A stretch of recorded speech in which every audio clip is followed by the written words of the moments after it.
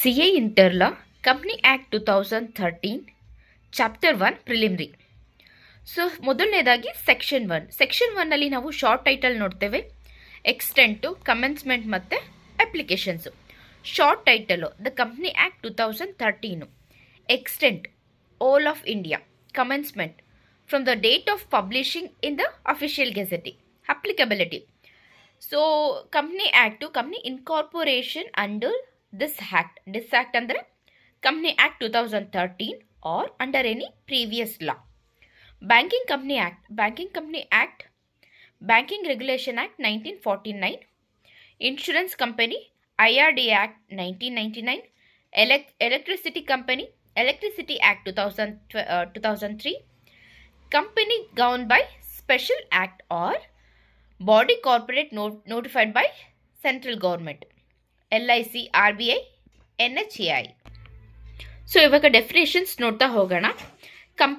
ಕಂಪನಿದು ಮೀನಿಂಗ್, ಹಾಗೆ ಕಂಪನಿದು section 2 subsection 20.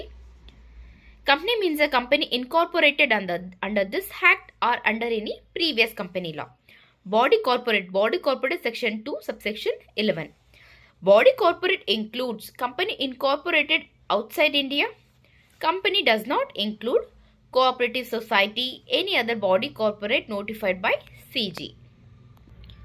Based on controls ಅಲ್ಲಿ ಮೊದಲನೇದಾಗಿ ಸಬ್ಸಿಡಿಯರಿ ಕಂಪನಿ ಅಂದರೆ ಏನು ಅಂತ ನೋಡೋಣ. ಸಬ್ಸಿಡಿಯರಿ ಕಂಪನಿದು section 2 clause 87.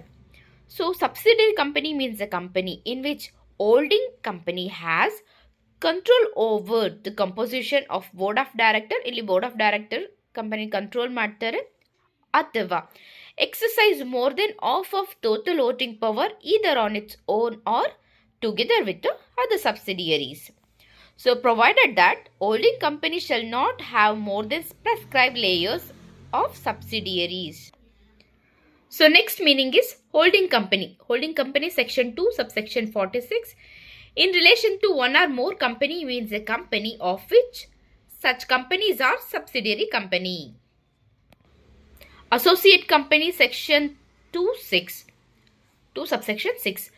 Associate company means a company in which such other company has a significant influence but which is not a subsidiary company and includes a joint venture.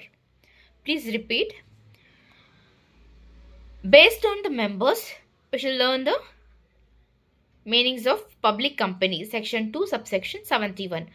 Public company means a company which is not a private company. It includes company which is subsidiary of a public company even when such company continues to be a private company as per article deemed public company.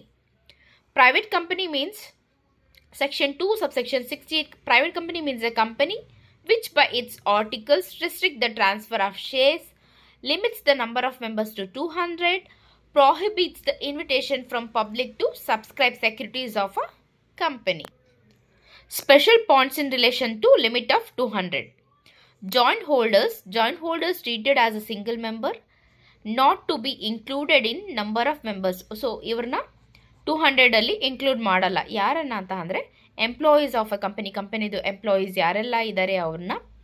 Farmer employees who acquired shares during the employment. So ಯಾರೆಲ್ಲ employee ಅವರ employment ಟೈಮಲ್ಲಿ ಶೇರ್ಸ್ನ ಕೊಂಡ್ಕೊಂಡಿದ್ದು ಅವರನ್ನೆಲ್ಲ 200 limits ಅಲ್ಲಿ add ಮಾಡಲ್ಲ. One person company section 2 subsection 62. One person company means a company which has only one person as a member. So ಇವಾಗ based on liability ನೋಡ್ತಾ ಹೋಗೋಣ. Company limited by shares section 222 ಏನು ಹೇಳತ್ತಪ್ಪ ಅಂದರೆ means a company where the liability of the members is limited. So ಅವ್ರದ್ದು ಏನು liability ಇರುತ್ತೆ ಅದು ಲಿಮಿಟೆಡ್ ಇರುತ್ತಂತೆ. ಲಿಮಿಟೆಡ್ ಬೈ ಶೇರ್ಸಲ್ಲಿ by MOA to the amount unpaid on shares held by them. ಅವ್ರದ್ದು ಏನು ಪೆಂಡಿಂಗ್ ಇರುತ್ತೆ ಆ ಅಮೌಂಟ್ನ ಕೊಡಬೇಕಾಗಿ ಬರುತ್ತೆ ಅಷ್ಟೇ. Company limited by guarantee section 2 subsection 21.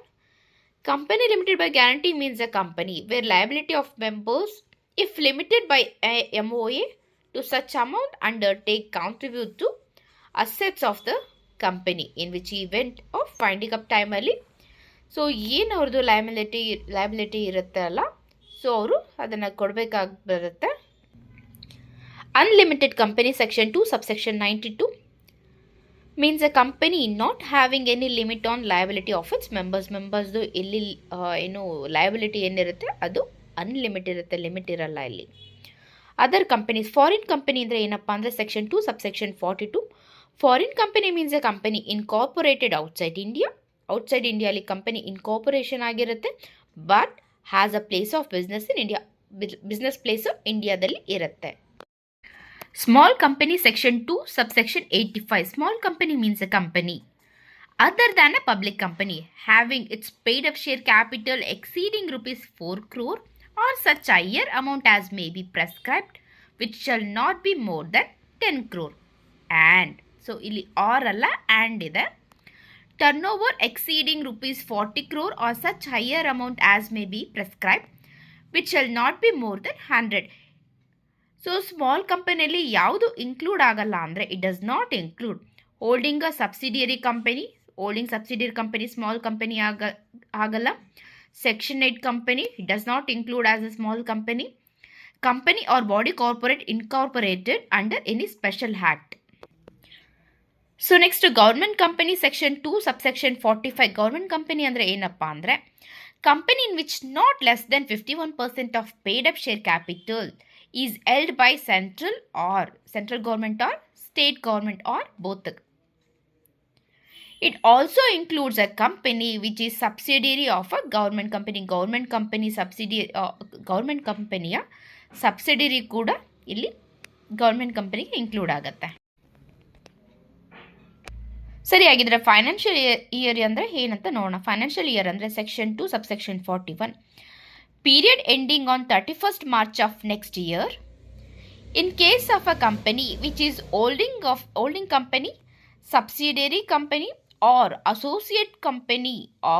associate of a company incorporated, ಎಲ್ಲಿ incorporated ಆಗಿರುತ್ತೆ outside ಇಂಡಿಯಾದಲ್ಲಿ, such company shall apply to ROC for a different financial year. ಆ ಕಂಪನಿದು ROC ಸೊ ನಮ್ಮದು ಏನು ಏಪ್ರಿಲ್ ಟು ಮಾರ್ಚ್ಗೆ ಇರುತ್ತೆ ಅದು Jan to December, so different financial ಇಯರ್ಗೆ ಅಪ್ಲಿಕೇಬಲ್ ಆಗುತ್ತೆ. ನೆಕ್ಸ್ಟು ಲಿಸ್ಟೆಡ್ ಕಂಪನಿ ಅಂದರೆ ಏನಂತ ನೋಡೋಣ. ಇದು ವೆರಿ ಇಂಪಾರ್ಟೆಂಟ್.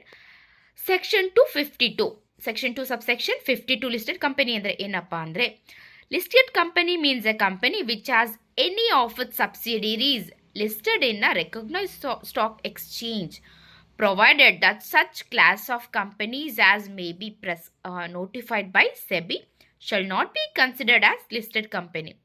ಸೊ ಈ ಕೆಳಗಿರುವುದೆಲ್ಲ ಲಿಸ್ಟೆಡ್ ಕಂಪನಿ ಅಲ್ಲ ಅಂತ ಹೇಳ್ತಾ ಇದ್ದಾರೆ. ಯಾವುದಲ್ಲ ಅಂದರೆ ಮೊದಲನೇದಾಗಿ public company not listed it's equity shares.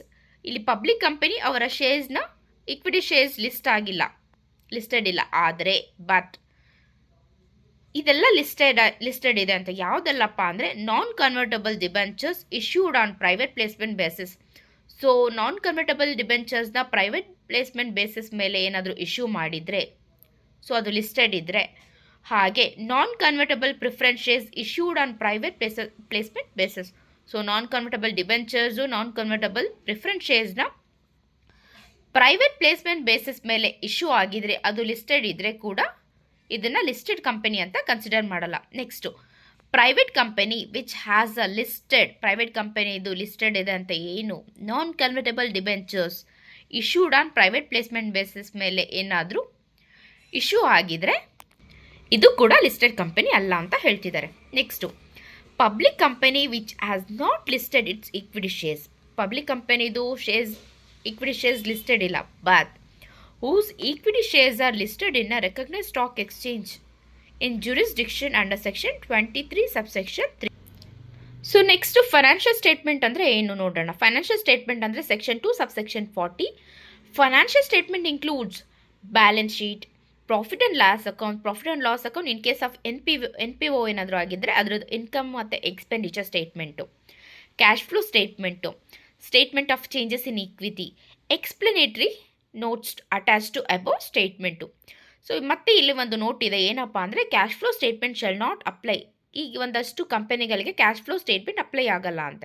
ಯಾರಿಗೆಲ್ಲ ಅಂದರೆ OPC, small company, dormant company, private company being ಅದೇನಾದರೂ ಸ್ಟಾರ್ಟಪ್ ಕಂಪನಿ ಆಗಿದ್ರೆ ಪ್ರೈವೇಟ್ ಕಂಪನಿ, ಸೊ ಇದಕ್ಕೂ ಕೂಡ ಕ್ಯಾಶ್ ಫ್ಲೋ ಸ್ಟೇಟ್ಮೆಂಟ್ ಅಪ್ಲಿಕಬಲ್ ಇಲ್ಲ. ನೆಕ್ಸ್ಟ್ ರಿಲೇಟಿವ್ ಅಂದರೆ ಏನಂತ ನೋಡ್ತಾ ಹೋಗೋಣ. Section 2 subsection 77. In reference to any person ಅಥವಾ ಹಸ್ಬೆಂಡ್ ಆ್ಯಂಡ್ ವೈಫ್, ಪರ್ಸನ್ ಇರ್ತಾರಲ್ಲ ಅವ್ರದ್ದು ಹಸ್ಬೆಂಡು ವೈಫು, ಅವ್ರದ್ದೇನಾದರೂ ಸ್ಟೆಪ್ ಫಾದರ್ ಇದ್ದರೆ, ಸ್ಟೆಪ್ ಮದರ್ ಇದ್ದರೆ, step brother, step sister, step son, but step daughter ಇಲ್ಲ ಇಲ್ಲಿ ಅವ್ರದ್ದು. ಹಾಗೆ ವೈಫ್ ಮತ್ತು ಹಸ್ಬೆಂಡ್ ಕೂಡ ನಿಮಗೆ ರಿಲೇಟಿವ್ ಆಗಿ ಕನ್ಸಿಡರ್ ಮಾಡ್ತಾರೆ. In reference to HEF all the members ಇಲ್ಲಿ ರಿಲೇಟಿವ್. ಸೊ ರಿಲೇಟೆಡ್ ಪಾರ್ಟಿ ಅಂದರೆ ಏನಪ್ಪ ಅಂದರೆ section 2 subsection 76 with reference to ಕಂಪನಿಗೆ ರಿಲೇಟೆಡ್ ಇದು. ಪರ್ಸನ್ ಆದರೆ director or relative, KMP or relative, any person or whose advice, direction, instruction of director or manager is a accustom to act. So ಅವ್ರನ್ನ ನಾವಿಲ್ಲಿ related party ಅಂತ ಹೇಳ್ತೀವಿ. ಫರ್ಮ್ಗಾದರೆ in which director manager or is relative ಏನಿದೆ, R is relative partner, ರಿಲೇಟಿವ್ದು partner ಇದ್ದರೆ ಕೂಡ ಇಲ್ಲಿ ರಿಲೇಟೆಡ್ ಪಾರ್ಟಿ ಅಂತ ಹೇಳ್ತಾರೆ. Private company in which director or manager or is relative ಇಲ್ಲಿ ಮೆಂಬರ್ ಆಗಿದ್ದರೆ ಸೊ ಅವ್ರನ್ನ ರಿಲೇಟೆಡ್ ಪಾರ್ಟಿ ಅಂತ ಹೇಳ್ತೀವಿ. ಪಬ್ಲಿಕ್ ಕಂಪನಿ ಆದರೆ ಡೈರೆಕ್ಟರ್ ಅಥವಾ manager is with this partner. So ಅವ್ರದ್ದು ಡೈರೆಕ್ಟರ್ ಏನು ಮಾಡ್ತಾರೆ, 2% more than 2% paid of share ಕ್ಯಾಪಿಟಲ್ನ ಹೋಲ್ಡ್ ಮಾಡಿದ್ರೆ ಅವರು ಕೂಡ ಇಲ್ಲಿ ರಿಲೇಟೆಡ್ ಪಾರ್ಟಿ ಆಗ್ತಾರೆ. ಬಾಡಿ ಕಾರ್ಪೊರೇಟಲ್ಲಿ ಯಾರೆಲ್ಲ ರಿಲೇಟೆಡ್ ಪಾರ್ಟಿ ಅಂದರೆ whose board of director, MD, manager is accustom to act in accordance with advice, direction or instruction of director or a manager.